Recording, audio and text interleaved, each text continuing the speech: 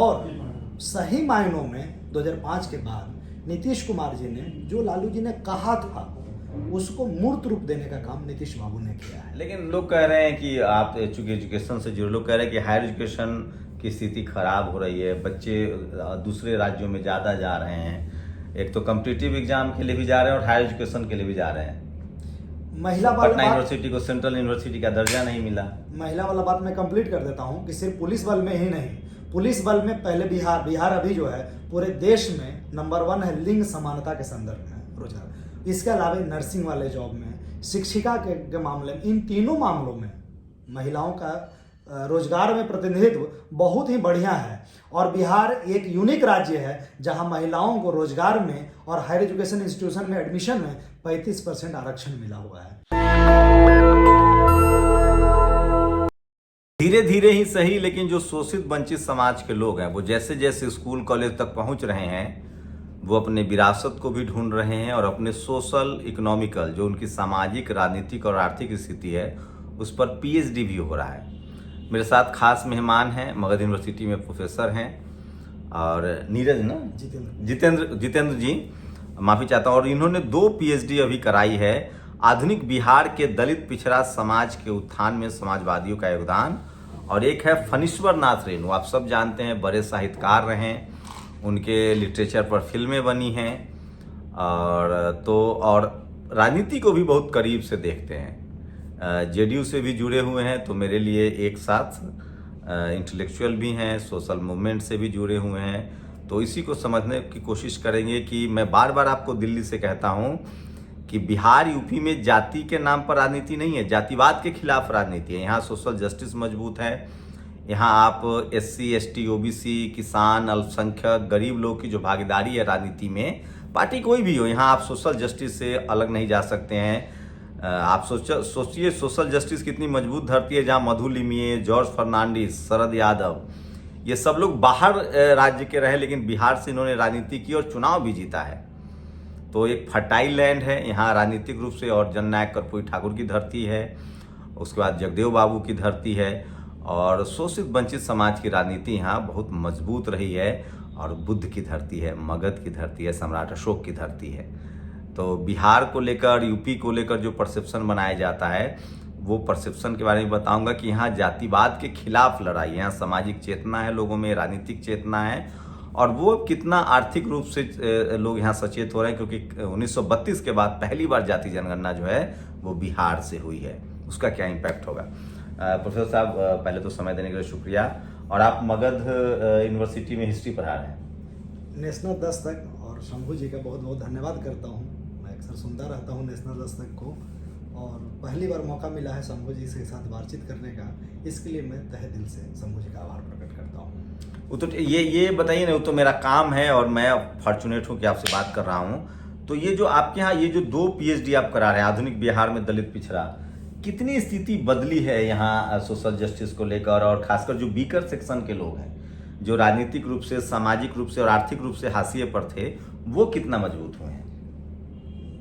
मेरी व्यक्तिगत राय में पिछले 35 वर्षों में बिहार में बहुत ज़्यादा सोशल चेंजेस हुए हैं। सबसे पहले 15 साल में 90 से लेकर 2005 तक में लालू जी ने पिछड़ों को, दलित पिछड़ों को आवाज़ देने का काम किया, और सही मायनों में 2005 के बाद नीतीश कुमार जी ने जो लालू जी ने कहा था उसको मूर्त रूप देने का काम नीतीश बाबू ने किया है।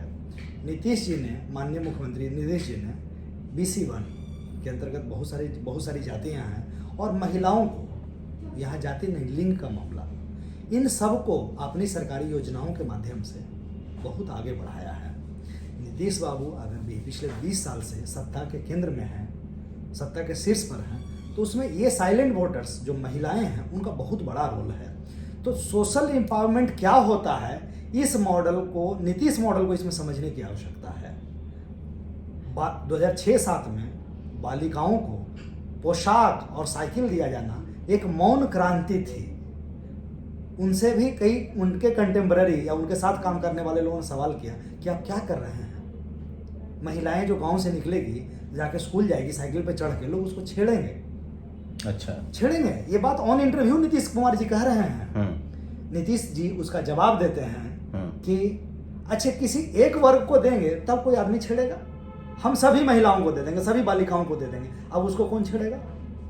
अगर सिर्फ हम दलित को देंगे तो हो सकता है कोई बार उसको टारगेट करे, लेकिन हम सभी बालिकाओं को दे देंगे, चाहे वो दलित हो, एससी समाज से आए, एसटी समाज से आए, बैकवर्ड हो, जिसमें BC1 BC2 दोनों शामिल है, या अगड़े समाज से भी हो, सवर्ण समाज से भी हो, तो इन्होंने अफर्मेटिव एक्शन लाया, महिलाओं को प्राथमिकताएं दी। हाँ, तो सही मायनों में जो पिछड़े को एम्पावरमेंट की बात जो लालू जी ने कही थी, शायद वे कर ना पाए या उनकी इच्छा नहीं, पॉलिटिकल विल ना रहा हो, लेकिन उन्होंने कहा जरूर, इसका मैं ड्यू क्रेडिट उनको देता हूं। नीतीश कुमार जी ने बिना कहे उस चीज को लागू किया है कई योजनाओं के माध्यम से। आज प्री मैट्रिक स्कॉलरशिप आप देखिए, पोस्ट मैट्रिक स्कॉलरशिप देखिए, हर लेवल पर बच्चियों को पैसा मिल रहा है। मैट्रिक पास करने पर 25,000 जी, और 10+2 पर 50,000 या नहीं 10,000 मैट्रिक 10,000 से शुरू हो रहा है, +2 पे 25,000 और ग्रेजुएशन करने पे 50,000, मास्टर करने पर अगेन 50,000। अगर वो बालिका अनमैरिड है तब, लेकिन मैरिज कर दीजिएगा तब नहीं मिलेगा। ये उसका ऐसा कोई गलत उद्देश्य नहीं, उसका उद्देश्य ये है कि अगर बालिका को उच्च शिक्षा में जाने का अवसर मिले, क्योंकि शादी विवाह के कारण कई सारी बालिकाएं ड्रॉप आउट हो जाती है। नहीं, हायर एजुकेशन में जाना चाहिए। हाँ, जाना चाहिए, तो हायर एजुकेशन में बच्चियां जा सके, इसके लिए यह स्कीम लाए। इतना ही नहीं, जो बच्ची BPSC का PT निकाल लेगी उसको 50,000 मिलेगा, UPSC का PT निकाल लेगी उसको 1 लाख मिलेगा। अभी है बिहार में योजनाएं हैं। यस। तो ये दिल्ली में जो बच्चे तैयारी कर रहे हैं, अगर वो PT अगर वे बिहार के हैं, हाँ, बिहार का उनका सर्टिफिकेट है, डोमिसाइल है, हाँ, उनको ये पैसा मिलता है। ठीक है। Student credit card Nitish Kumar ji लाए, क्रांतिकारी कदम है student credit card. Student credit card ने लाखों युवाओं का भाग्य बदला है। अच्छा, आप ये बता रहे थे नौकरियां अभी भी नीतीश मॉडल में, हम इसको अगर नीतीश मॉडल कहें तो नौकरियां हैं, इसमें सरकारी नौकरियों की अपॉर्चुनिटी है अभी, या सब एडहॉक हो रहा है, प्राइवेटाइज हो रहा है? मैं डाटा रख रहा हूं मोटे तौर पे आपसे। पिछले 20 साल में नीतीश बाबू ने जो रोजगार दिया है, रेस्ट ऑफ इंडिया में उसको बराबरी कर सकता है। सिर्फ एक राज्य मैं कह रहा हूं, मैं प्रोफेसर बनकर आया, 2014 की वैकेंसी है, उस समय था 3300 सीट। 2020 में फिर से वैकेंसी आई, उस समय था 4600 कुछ सीट। दोनों को जोड़ दीजिएगा, दोनों को जोड़ अगर देंगे तो 8000 प्रोफेसर हो गया। पूरे इंडिया में देख लीजिए 8000 प्रोफेसर बहाल हुआ है पिछले 5 साल में। तो बिहार में नौकरी, जो एडहॉक वाली बात कर रहे हैं, बिहार में अधिकतर वैकेंसीज रेगुलर अपॉइंटमेंट हुआ है, परमानेंट अपॉइंटमेंट, नो एडहॉकिज्म। बहुत कम जगहों पे कॉन्ट्रैक्चुअल बहाली हुआ है, नहीं तो मैक्सिमम रोजगार मिला है वेतनमान के साथ में। ठीक है। शोषित वंचित समाज के लोगों को कैसे देख रहे हैं, उनकी जिंदगी कितनी बदली है ईमानदारी से अगर देखें? देखिए, ईमानदारी से जो रिजर्वेशन का क्राइटेरिया है, देखिए बिहार से बाहर अगर निकलेंगे तो ईमानदारी से उसको लागू ही नहीं हो पाता है। बिहार में कम से कम लागू होता है, बिहार में पूरी तरह से वो लागू हुआ है। इसका मैं भी एक उदाहरण हूँ भाई, मुझे भी रोजगार मिला है नीतीश कुमार जी की सरकार में, और रिजर्वेशन का पालन हुआ है। वर्तमान में अभी जो रिजल्ट आ रहा है विश्वविद्यालय सेवा आयोग का, तो इसमें देखिएगा आप कि जिनके नंबर अधिक हैं वो बहुत ज्यादा संख्या में, बड़ी मात्रा में जनरल में महिलाओं को बिहार पुलिस में भी प्राथमिकताएं दी गई हैं, बहुत सारे या लोकल बॉडी इलेक्शंस में भी उनको प्राथमिकताएं मिली हैं। महिलाओं के संदर्भ में, महिलाओं के एम्पावरमेंट के संदर्भ में नीतीश बाबू भगवान है। पुलिस बल में सोचिए, पहले महिलाओं को की सुरक्षा के लिए लोग चिंतित होते थे, आज वही समाज की बेटी और बेटियां अपने कंधे पर राइफल लेके घूम रही हैं। मैं एक आपको छोटा सा उदाहरण देता हूं। DGP थे गुप्तेश्वर पांडे, भागलपुर के किसी थाने में गए औचक निरीक्षण करने के लिए, शादी वर्दी में, कोई गार्ड, बिना कोई गार्ड के साथ, DGP हैं, ठीक है, उनको रोका गया, थाने में आए, वो जहां पे असलहा रखा हुआ है उधर बढ़ रहे थे। महिलाओं ने उनको, जो महिला कांस्टेबल की बात मैं कह रहा हूं, उसने रोका, खबरदार रुक जाइए। इन्होंने परिचय नहीं दिया अपना, फिर भी आगे बढ़ते रहे, पर्पसफुली, इंटेंशनली वो आगे बढ़े, तुरंत राइफल तान दी, खबरदार रुक जाइए नहीं तो अभी आपको शूट कर देंगे।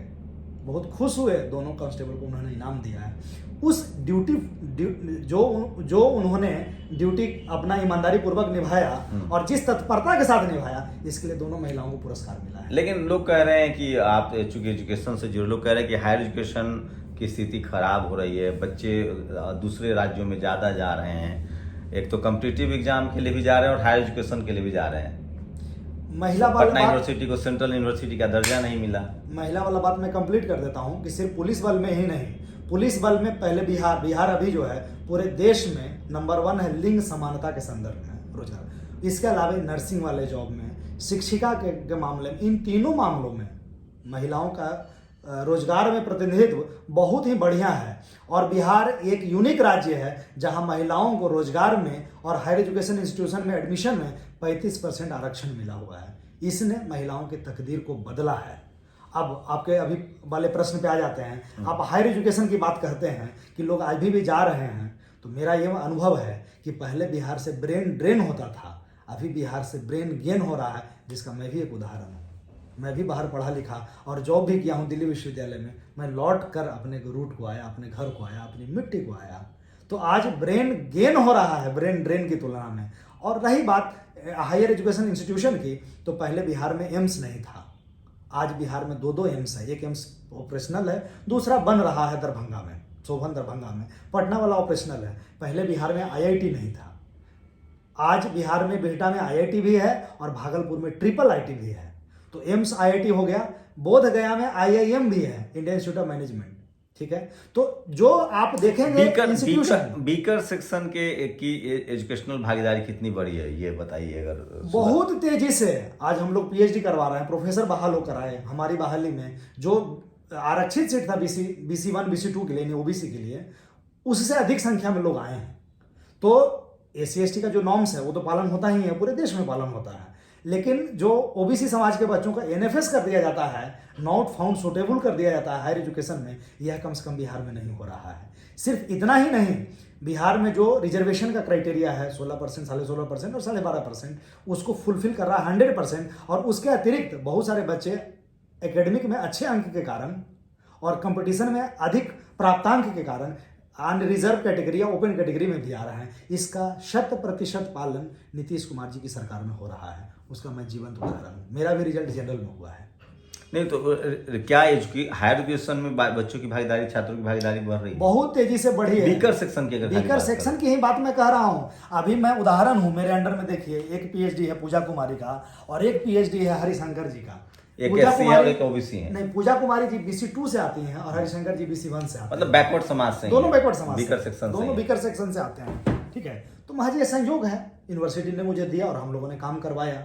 और मैं मान सकता हूं कि आज उनका शोधार्थी के रूप में भी, विद्यार्थी के रूप में। लेकिन लोग कह रहे हैं कि जो एजुकेशन का इंफ्रास्ट्रक्चर है, जो हायर एजुकेशन है, जैसे सेंट्रल यूनिवर्सिटी के मुकाबले, DU JNU के मुकाबले, उस लेवल, चूंकि बिहार के लोग बहुत हायर एजुकेशन में जा रहे हैं देश भर में। आबादी भी सेकेंड लार्जेस्ट आबादी है बिहार की, अगर स्टेट वाइज बात करते यूपी के बाद।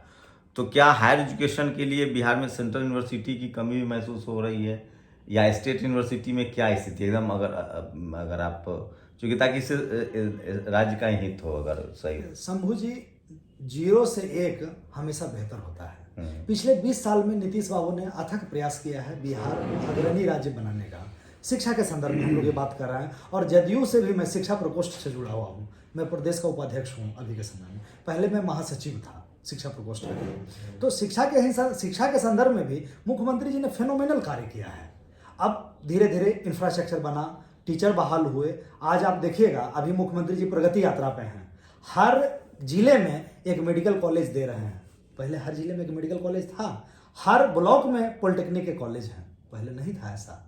तो मुख्यमंत्री जी ने प्रयास किया है कि जो बच्चे कोटा जाते थे, हायर एजुकेशन के लिए दिल्ली जा रहे थे, वो मिथक टूटे। आज बच्चे को वही गुणवत्तापूर्ण शिक्षा बिहार में मिले, इसका मुख्यमंत्री जी ने प्रयास किया है। एक दुर्भाग्य बिहार के साथ रहा है पिछले 20 सालों में। मुख्यमंत्री जी 2005 में बने मुख्यमंत्री बिहार में, जो वर्तमान मुख्यमंत्री नीतीश कुमार जी हैं। 2004 में केंद्र में कांग्रेस की सरकार आ गई, तो यहाँ एनडीए की सरकार थी, वहाँ कांग्रेस की सरकार थी। 2014 में मोदी जी आ गए, तो मुख्यमंत्री जी थोड़े समय के लिए एनडीए से अलग हो गए। यह पहली बार है 2024 के चुनाव के बाद कि दोनों के समय डबल इंजन की सरकार है, और वहाँ से ग्रांट्स भी बहुत ज़्यादा मिल रहा है, क्योंकि आप जान रहे हैं केंद्र में अभी कमजोर सरकार है और उनको नीतीश कुमार जी के समर्थन की जरूरत है। अब इस बार के बजट को आप देख लीजिए, ठीक है। तो अब इससे पहले देखिए, आप राजगीर गया, कॉरिडोर मिल गया, बिहार को पैकेज मिल गया। तो धीरे धीरे जो हमारा सीमित संसाधन है, देखिए बिहार की जनसंख्या बहुत ज़्यादा है, 13.5 करोड़ बिहार की जनसंख्या है। बिहार का पर कैपिटा इनकम बहुत कम है, तो संसाधन के नेचुरल रिसोर्स के रूप में हमारे पास कुछ नहीं है। बिहार में क्या कहलाता था, लालू बालू आलू। तो हमारे पास झारखंड बंटवारे के बाद बचा क्या? सिर्फ और सिर्फ एग्रीकल्चर आधारित उद्योग हो सकते हैं। तो मुख्यमंत्री जी ने अथक प्रयास किया है, इन्वेस्टर मीट कराते हैं भाई, बहुत कम इन्वेस्टमेंट हुआ है, एफडीआई बहुत कम आया है बिहार में। तो जब तक बिहार के लोग आगे नहीं आएंगे और बिहार में निवेश नहीं करेंगे तो कैसे विकास होगा। बिल्कुल, लेकिन एक बात तो है, देखिए फर्टाइल लैंड है लोग, लेकिन देश भर में जाके दुनिया भर में ग्लोबली, जैसे भारत में दुनिया भर भारत के कॉस्मोपॉलिटन जो शहर है, मेट्रोपॉलिटन के शहर के लोग जो हैं वो दुनिया भर में एनआरआई के तौर पे जाने जाते हैं। बिहार के लोग भी देश के तमाम राज्यों में, हम लोग भी बाहर रह के काम करते हैं। लेकिन मैं फिर कह रहा हूँ, बिहार जो है वो ज्ञान विज्ञान का केंद्र रहा है। नालंदा यूनिवर्सिटियाँ रही हैं यहाँ, विक्रमशिला जैसी यूनिवर्सिटियाँ रही हैं यहाँ, और उसके बाद सामाजिक रूप से, राजनीतिक रूप से बहुत सचेत धरती है। बिहार पर कोई आदमी ऐसे राज नहीं, लंबे समय तक मुख्यमंत्री नहीं रह सकता है। लेकिन मेरी कोशिश थी कि हायर एजुकेशन की कितनी स्थिति, क्योंकि कोई राज्य तभी तरक्की कर पाएगा जब उसका एजुकेशन सिस्टम जो है वो बहुत मजबूत होगा। तो इस कड़ी में आज इतना ही। हमारे साथ थे असिस्टेंट प्रोफेसर जितेंद्र कुमार, जो इतिहास पढ़ाते हैं, और 2 जो पीएचडी इनके हाथ में हुआ है वो मेरे लिए इंटरेस्टिंग था। भारतीय स्वतंत्रता आंदोलन में फणीश्वर नाथ रेणु, जो विद्यापति बिहार के ही थे। आप लोगों ने फिल्म देखी होगी राज कपूर की, जो कि क्या नाम था, तीसरी कसम, है महिलांचल, हाँ तीसरी कसम, हाँ तीसरी कसम महिलांचल उनका है। और आधुनिक बिहार में दलित पिछड़े समाज के उत्थान में समाजवादियों का योगदान। तो ये 2 पीएचडी था। तो पूरी बातचीत पर अपनी राय जरूर दीजिए। इनका पॉलिटिकल एफिलिएशन भी है, लेकिन चूंकि बीकर सेक्शन के लोग जो हैं वो राजनीति में भी उस तरह की बड़े बड़े शब्दों का इस्तेमाल नहीं करते हैं। तो उम्मीद है कि आपको बिहार के बारे में समझने में सहूलियत हुई होगी। शुक्रिया सर हमसे बातचीत करने के लिए। बहुत बहुत धन्यवाद शंभू जी। शंभू कुमार सिंह, नेशनल दस्तक, पटना। नेशनल दस्तक की आपसे गुजारिश है कि अगर इसको बचाना चाहते हैं तो नेशनल दस्तक को सब्सक्राइब करने के लिए रेड कलर के सब्सक्राइब बटन को दबाएं, फिर बेल आइकन की घंटी दबाएं। नेशनल दस्तक को बचाने के लिए बहुत जरूरी है कि हर खबर को शेयर करें, लाइक करें, कमेंट जरूर करें।